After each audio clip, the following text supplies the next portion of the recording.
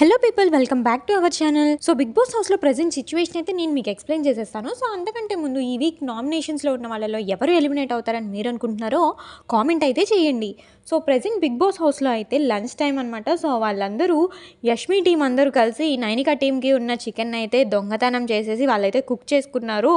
So thieves అయిపోయారు వీళ్ళందరూ అని చెప్పేసి నైనిక అయితే అంటుంది, బ్లడీ థీవ్స్ అని చెప్పేసి. నబిల్ కూడా లేదు నేను కూడా ఇంకా స్టార్ట్ చేసేస్తాను, వాళ్ళు ఎలాగో స్టార్ట్ చేశారు కాబట్టి ఇంకా మనం ఎందుకు బ్యాక్ స్టెప్ వేయాలి అని చెప్పేసి నబిల్ అయితే అన్నాడు.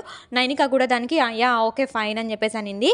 అండ్ అలాగే ఇంకొక స్టెప్ ముందుకు తీసుకొని ఈ యష్మి ఎవరైతే ఉన్నారో మణికంఠ దగ్గరికి వెళ్ళి ఒక క్లన్నింగ్ ప్లాన్ అయితే వేసిందనమాట.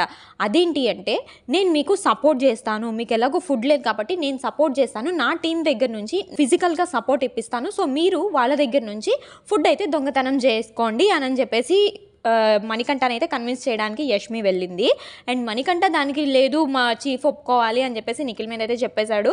సో ఈ సంగతి వచ్చేసి పృథ్వీకి చెప్తుంది. బికాస్ ఎందుకంటే తను అలా చేసింది అని పృథ్వీకి తెలియాలి, లేదంటే మధ్యలో క్లాషెస్ వచ్చేస్తాయి కాబట్టి అందుకని పృథ్వీకి ఎక్స్ప్లెయిన్ చేస్తుంది. సో దట్ మణికంఠని ట్రిగ్గర్ చేస్తేనే నిఖిల్ ఒప్పుకుంటాడు, మనం మణికంఠని ట్రిగ్గర్ చేయాలి, నిఖిల్ అయితేనే వాళ్ళందరినీ డైవర్ట్ చేయగలడు అని చెప్పేసి యష్మికి అయితే క్లారిటీ ఉంది. సో అందుకనే ఆ పాయింట్ తీసుకొని వచ్చి మణికంఠని ట్రిగ్గర్ చేసి అండ్ ఇదంతా తను ఇలా చేసిందని చెప్పేసి ఫస్ట్ పృథ్వీకి అయితే చెప్తుంది. ఎందుకంటే పృథ్వీకే చాలా డౌట్స్ ఉంటాయి కాబట్టి. సో తనైతే ఇట్లా ప్లాన్ చేస్తుంది. మరి మణికంఠ యష్మి చెప్పినట్టు ట్రిగర్ అయ్యి వాళ్ళ సపోర్ట్ తీసుకొని వీళ్ళ దగ్గర నుంచి దొంగతనం చేస్తాడా, లేదంటే ఒక్కడే ఓన్గా వెళ్ళి దొంగిలించి ఫుడ్ సంపాదించుకుంటాడా అనేది అయితే చూడాలి. సో నెక్స్ట్ అయితే నేను మీకు ఆ అప్డేట్ కూడా ఇచ్చేస్తాను. అంతవరకు మన ఛానల్ అయితే చూస్తూ ఉండండి.